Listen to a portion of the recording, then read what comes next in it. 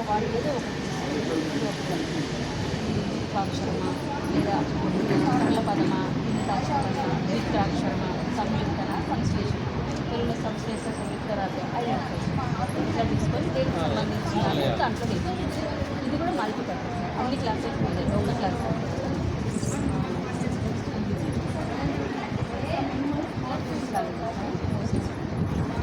Open చేస్తే ద్విత్వాక్షరం అంటే ఏంటి?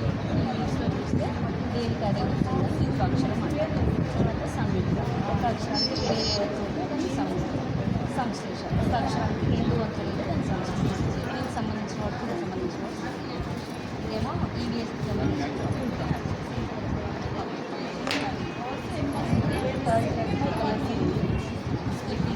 దానికోసం క్యారెక్టర్స్ ఫైల్స్ లాగా తీసుకున్నాం. ఫస్ట్ క్లాస్ వాళ్ళకి హోంవర్క్ అయ్యి ఫైల్ ఇచ్చేస్తున్నారు. ఒక్కొక్కటి ఓపెన్ చేసుకుంటే పిక్చర్స్ పిక్చర్స్ చూసి రాయండి. ఇది స్కూల్లో వాడి నెక్స్ట్ ఈవీఎస్ కోసం censor and family and days of week off English open చేస్తే 1 వీక్ అంటే 7 days. డే అంటే ఒక డే ఒక 9 days 1 day అవుతుంది. ఈ డేస్ నేమ్స్ మ్యాథ్స్లో